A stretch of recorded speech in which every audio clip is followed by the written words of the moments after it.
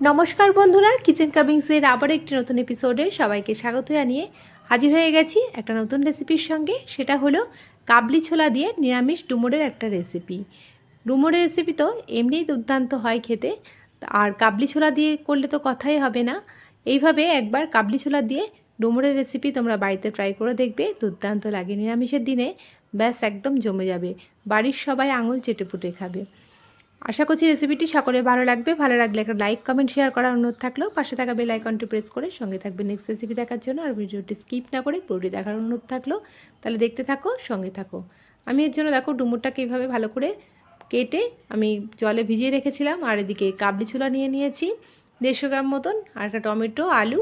কাবলি ছোলাগুলোকে ভিজিয়ে রেখেছিলাম আগের থেকেই। আর আদা নিয়ে নিয়েছি, লঙ্কা নিয়ে নিয়েছি। ডুমুরগুলোকে আগে থেকে ধুয়ে পরিষ্কার করে নিয়েছিলাম। এবার আমি একটুখানি প্রেসার কুকারে একটা সিটি দিয়ে নেব। সিটিটা পড়ার আগেই আমি অফ করে দেবো, জাস্ট একটু সেদ্ধ করে নেব। একটু জল দিয়ে মুখটা আটকে দিচ্ছি, তারপরে আমি এটা বেবারে বসিয়ে দিচ্ছি। আর এটা সেদ্ধ হতে হতে ততক্ষণে আমি একটা মশলা রেডি করে নেব। এদিকে আমি 7-8 টুকরো কাজু নিয়ে নিয়েছি, আর নিয়ে নিয়েছি 2 ইঞ্চি আদা কুচি কুচি করে কেটে নিয়েছি, আর দুটো দিয়ে দেবো পাকা লঙ্কা, আর দিয়ে দিচ্ছি একটা টমেটো। এবার একটু জল দিয়ে এটাকে ব্লেন্ড করে নেব।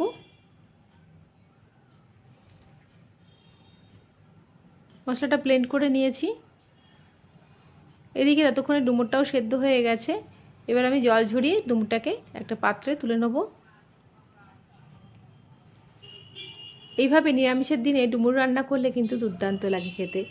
আর তোমরা যদি চাও এটা পেঁয়াজ রসুন দিয়েও রান্না করতে পারো, তবে আমার মতে নিরামিষ ডুমুরের রেসিপিটাই বেশি খেতে ভালো লাগে। আর এদিকে চানাটাও, কাবলি ছোলাটাও আমি একটুখানি ভাপ দিয়ে নিচ্ছি।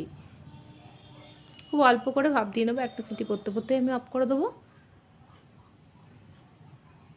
এদিকে দেখো একটা সিটি পড়ে গেছে। এবারে আমি ওভেনে একটা কড়াই বসিয়ে দিচ্ছি, আর দিয়ে দেবো সর্ষের তেল। রান্নাটা সর্ষের তেলেই করব।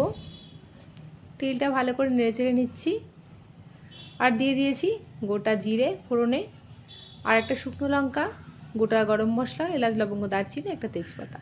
এটাকে একটা সুন্দর ফ্লেভার আসা পর্যন্ত আমি ভালো করে একটু নেড়েচেড়ে নেব। ফোড়ন থেকে একটা সুন্দর ফ্লেভার আসলে এবারে আমি দিয়ে দেবো 3টে আলু এভাবে ডুমো ডুমো করে কেটে রেখেছিলাম। সেটাকে ভালো করে ফ্রাই করে নেব। লাল লাল করে আলুগুলোকে একটুখানি ভেজে নিচ্ছি। ঢাকনা দিয়ে রেখেছিলাম 5 মিনিটের জন্য। ফিরে আসছি 5 মিনিট পর। ভালো করে আলুগুলোকে ভেজে নিয়েছি।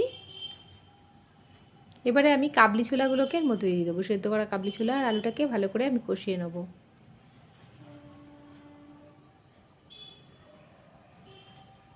দিয়ে দিচ্ছি একটু স্বাদ মতন লবণ, আর দিয়ে দেবো পরিমাণ মতন হলুদ গুঁড়ো। লবণটা দিয়ে ভালো করে একটু নেড়েচেড়ে নিচ্ছি। এখন আমি হলুদ গুঁড়োটাও দিয়ে দেবো এর সঙ্গে। তারপরে ভালো করে একটু নেড়েচেড়ে নেব। ঢাকনা দিয়েছি 10 মিনিটের জন্য। ফিরে আসছি 10 মিনিট পর। এবার যে মশলাটা আমি ব্লেন্ড করে রেখেছিলাম, কাজু, আদা, টমেটো, কাঁচা লঙ্কা সব কিছু দিয়ে, সেটা দিয়ে আমি আরও মিনিট 6-7 কষিয়ে নেব।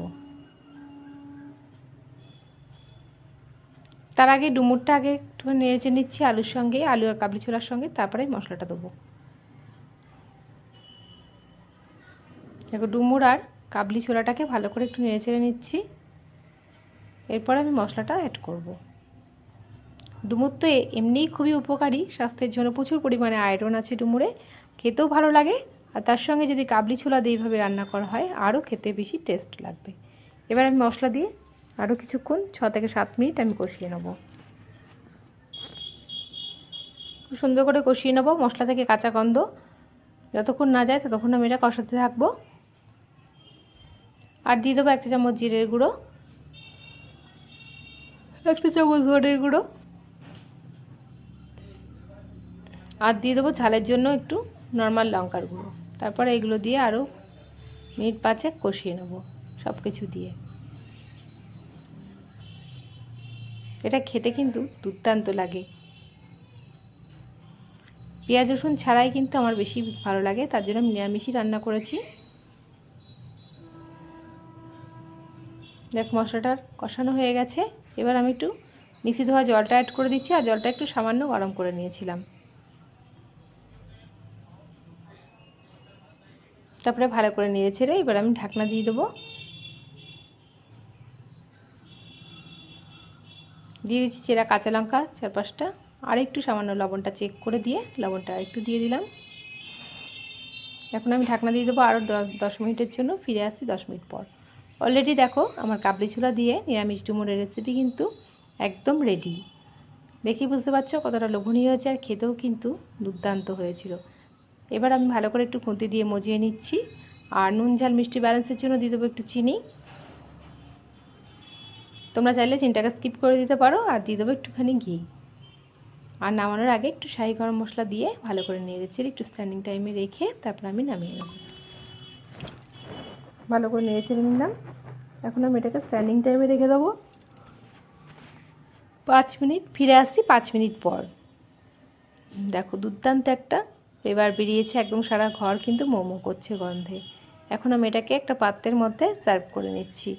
দেখেই বুঝতে পারছো কতটা লোভনীয় হয়েছে। এটা গরম গরম ভাত, রুটি, পরোটা সব কিছুর সঙ্গে কিন্তু দুর্দান্ত লাগবে। তোমরা অবশ্যই একবার কাবলি ছোলা দিয়ে এই ডুমুরের নিরামিষ রেসিপিটা একবার বাড়িতে অবশ্যই ট্রাই করো। আশা করছি দুর্দান্ত লাগবে। ভালো লাগলে একটা লাইক কমেন্ট শেয়ার করতে ভুলবে না। আশা করছি রেসিপিটি সকলের ভালো লাগবে। আজকের মতন এইটুকুনি, আবার আসবো নতুন নতুন রেসিপি নিয়ে। নেক্সট রেসিপির আমন্ত্রণ জানিয়ে এখানেই বিদায় নিলাম। ভালো থাকবে, সুস্থ থাকবে, ধন্যবাদ।